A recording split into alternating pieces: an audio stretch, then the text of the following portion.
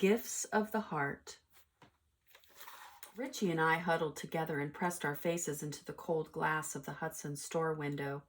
Everywhere we looked was a dazzling array of wondrous toys for Christmas. Then my eyes fell on the most beautiful thing I'd ever seen, a delicate ballerina doll, her hair drawn up in a nest of perfect curls, held there by a halo of tiny blue flowers. Her slippers were gold, like polished stars. How I longed to have her. My brother was eyeing the sleek black model steam train, poised on gleaming silver tracks. "Looks like the 922, he sighed as he flattened his nose against the glass. Our warm breath made misty clouds on the window.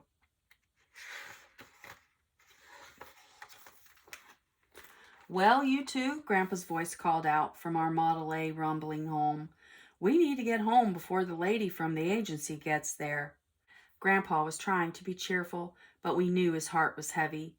This was going to be our last Christmas on the farm. Grandma had died in the fall, and he was selling the farm in the spring. Too many memories. Stone for stone and board for board, Grandpa's built the place with his 2 hands. He always told us that before he and Grandma moved into the house, they'd breathed magic into it, and the very ground it stood on. We believed him. "Is that the lady from the agency?" Richie asked as we pulled up to the house. There was someone standing by the back door. "That's her. What with your mama taking that teaching job in Battle Creek and getting home so late, we need someone to take care of you two," Grandpa said. "I don't want an old lady we don't know in Grandma's house," Richie whispered. Richie was right. A very strange-looking woman was standing by the back door. It was snowing, and the flakes swirled around her like a soft white cloak. As we walked up to her, she smiled. "The name's Kay Lamity. I'm your new housekeeper," she said, and she spun on her heels and trundled through the side door into the kitchen. "Fine kitchen," she crowed with approval. "Which one of you young'uns is going to show me where your grandma kept everything? I got to get to cooking." Richie dropped into a chair at the table. "You talk funny. Where are you from?" "Yazoo, Mississippi," she exclaimed as she rolled up her sleeves. "You know what your name means, don't you?" he added through squinted eyes. "Sure do. Means I'll be shaking things up round here, I expect," she grinned. "Calamity means disaster," Richie said defiantly. "Disaster." Grandpa hurried up. "Oh, I apologize for the rudeness of my grandsons," he said, giving Richie a "you'd best behave" look. "This is Grandma's kitchen," Richie mumbled. Kay Lamity made us a fine dinner that night. All the cooking had fallen to Grandpa after Grandma died, and now Mama didn't get home till late. We'd been living on scrambled eggs. Kay Lamity made fried chicken, gravy, and mashed potatoes, some corn that Grandma had canned last spring. Dessert was best of all, scrumptious bread pudding, Mama's and my favorite. "This here is clean out of your Grandma's recipe box," Kay Lamity said. But Richie pushed out from his chair, his face red and angry. "Maybe all of you are letting her take Grandma's place, but I ain't. I ain't never." He thundered upstairs to his room and slammed the door. Mama looked hurt and Grandpa was angry. I started to cry. "I'll remedy this," Kay Lamity said quietly, and bounded up the stairs and burst into Richie's room. I followed behind her. "Boy," she said, "where I come from, we cook yard-long night crawlers in green bugger gravy, and for dessert, blister puss pudding and black widow garnish." Richie looked up from his pillow. "I can stare down an armadillo while dancing on the back of a wild boar and tussle a gator to the ground whilst whistling Sweet Land of Dixie," she said, crossing her arms and wagging her head. Richie leaned forward and tried not to smile. "And I play the meanest game of checkers this side of the sweet Mason-Dixon line." "Bet you can't beat me," Richie whispered. "Can too," she countered. "Can not," he challenged with a slight smile. "Well, slap my face to the side of a hog and let him roll in the mud. Let's go downstairs and see if you can." That was the beginning of one sweet friendship. It wasn't 2 days later that Grandpa Ritchie and I went out and cut down a tree for the parlor. Kay Lamity sank the bottom of it into a bucket of sand.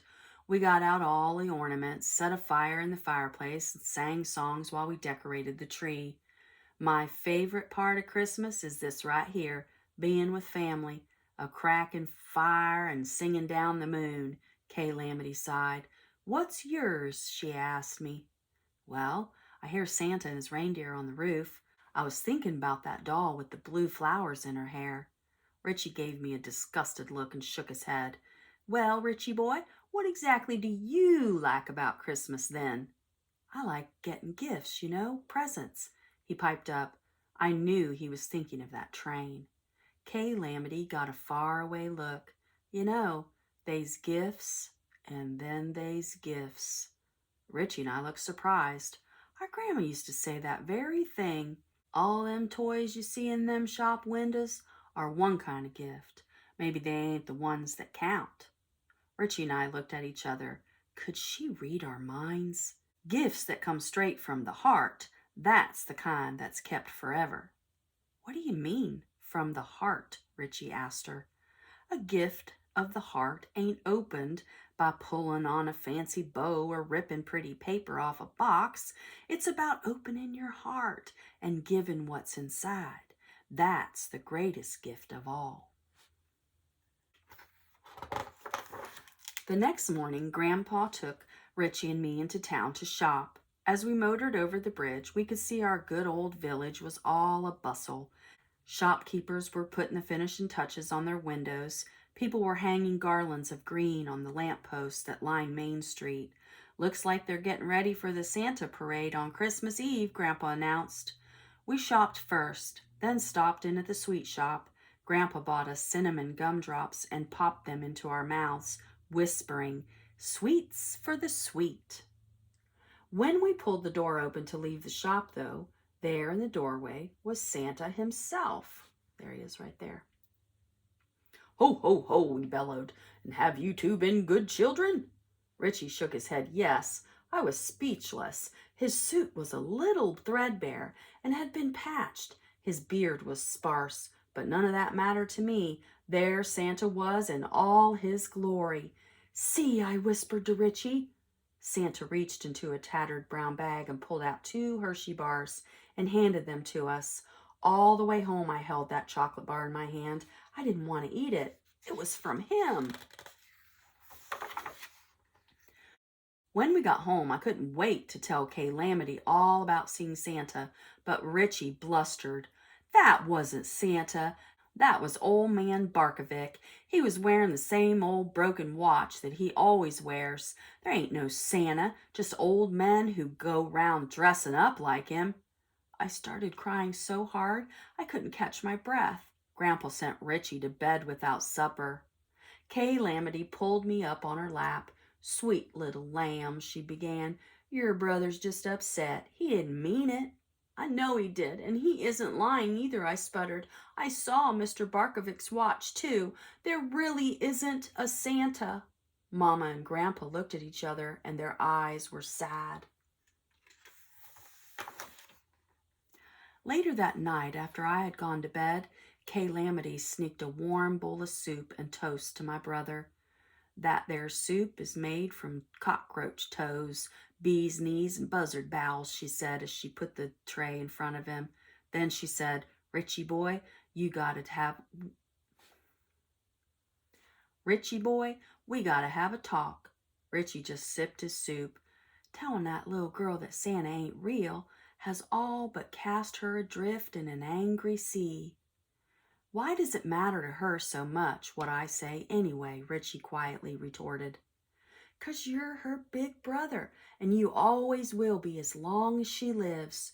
You have to make it right, Richie boy," Kay Lamity whispered. "How?" Richie asked as tears filled his eyes.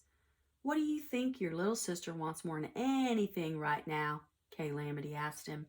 "For me to believe," he whispered softly. "But how can I do that if I don't?" Kay Lamity opened the curtains so that Richie could see the bright stars. Open your heart.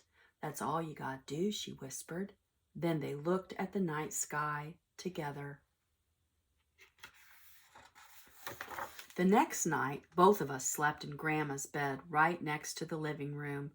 It was warmer there by the fireplace. I want to show you something, Richie whispered as he pulled me out of bed and over to the window. The stars were especially bright, but one in particular seemed so much brighter. It twinkled and flashed. Kay Lamity showed me that star last night. I think it's Grandma's star, Richie said wistfully. Grandma had told us just before she died that stars were holes in the sky and that the light we see is the brightness of heaven showing through from the other side. Remember, she said that she was going there and that she would watch over us always, Richie added softly. Then he thought for a long time. I know Santa's real, Tricia, 'cause Grandma told me herself.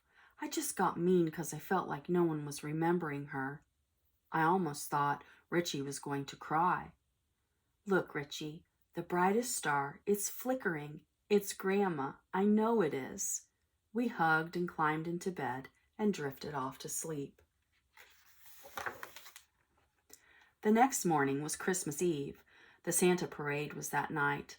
I could hardly wait, but I was just finishing up breakfast when I called out, Richie, what are we going to get Mama and Grandpa for Christmas? Well, we ain't got no money, so we can't buy them anything, Richie started to say, when Kay Lamity spun round from the sink. Don't you two remember what I said about heart gifts? You'll be needing to find some this Christmas. Maybe it's something from the farm, something that comes from the magic soil it stands on. She went right on peeling potatoes.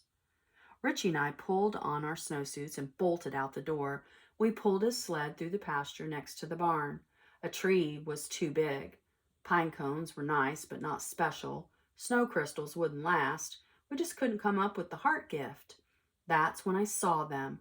Stop, Richie, I said. There. Where? Richie strained his eyes to see. There, peeking out of the snow. Dried corn stalks. Pretty as anything. Richie and I picked as many as we could hold. So we won't forget this farm for a long time, I whispered softly. Kay Lamity will know just what to do with them. We hurried back to the house to show Kay Lamity what we had chosen. Perfect, she crowed. Now I'll show you something magic we can make from these true gifts of the heart. We all toiled for what seemed like hours, but our fingers and hearts soared. We cut, pasted, drew, and sewed. Kay Lamity sewed small pouches that we filled with soil from our farm and attached to our gifts. Then we wrapped them and placed them under the tree in the parlor. Later that night, Grandpa bundled all of us up into the car, heading for town to see the Christmas parade. I could hardly wait to see Santa. As we approached town, we could see everyone was there, lining the streets. Richie pulled me through the crowd to take another look at the toy store window. I caught my breath again when I saw the ballerina doll with those beautiful curls piled on her head. Richie didn't take his eyes off that black steam engine on its gleaming tracks. Then we heard the crowd cheering. When we turned around, we couldn't see Mama, Grandpa, or Kay Lamity anywhere, just the floats going by. Then one of the millions of kids called out, There's Santa! The crowd rushed to the edge of the street to see him, but I lost my balance and fell. Richie tried to help me up, but some bigger kids crowded in front of me. I can't see, I shouted. Neither of us could hardly get a glimpse of him. All I managed to see was Santa's arm waving above the crowd. Grandpa pulled me up and put me on his shoulders, but it was too late. Santa was already across the bridge and turning down another road.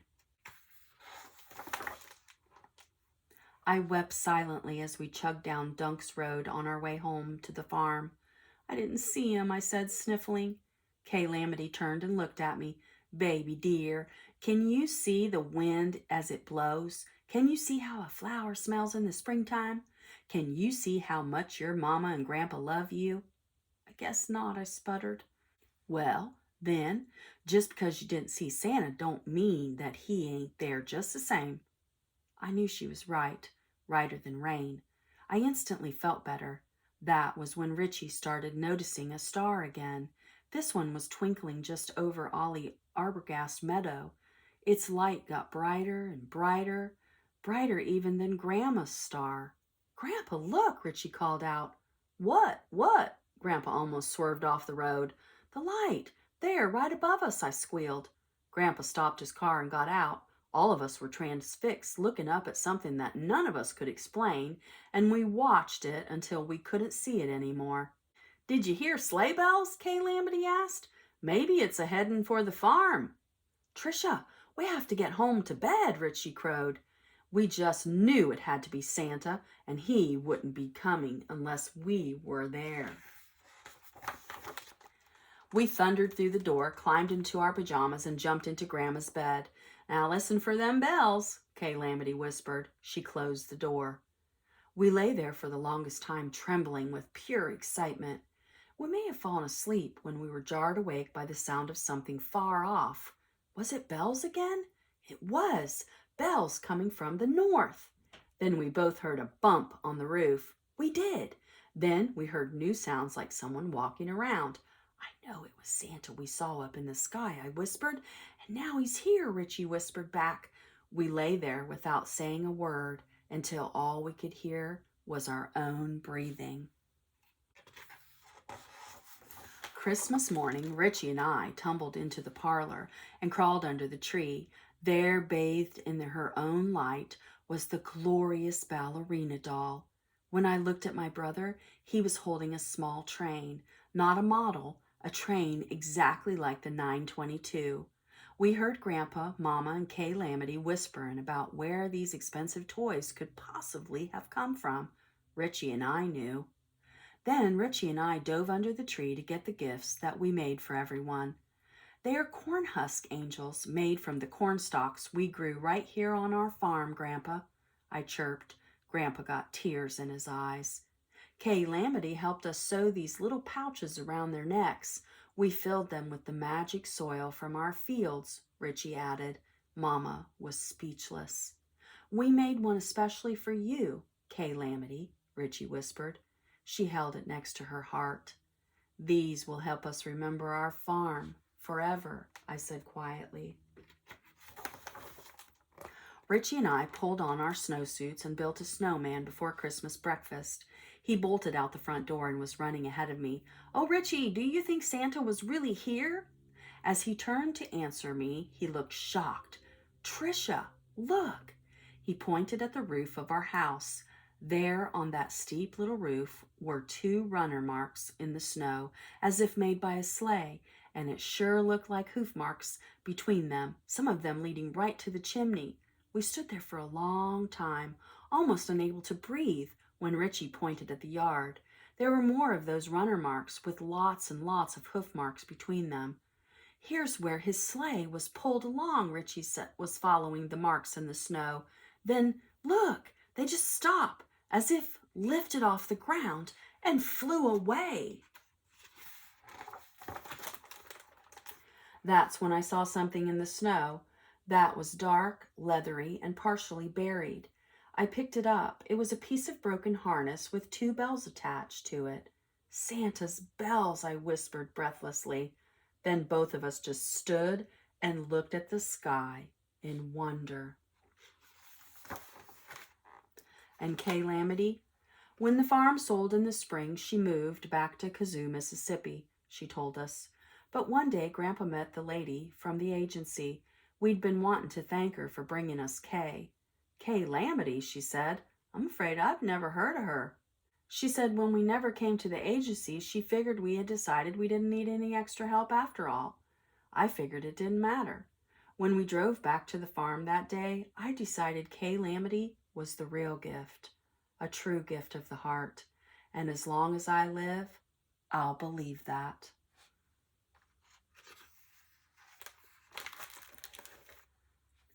Gifts of the Heart.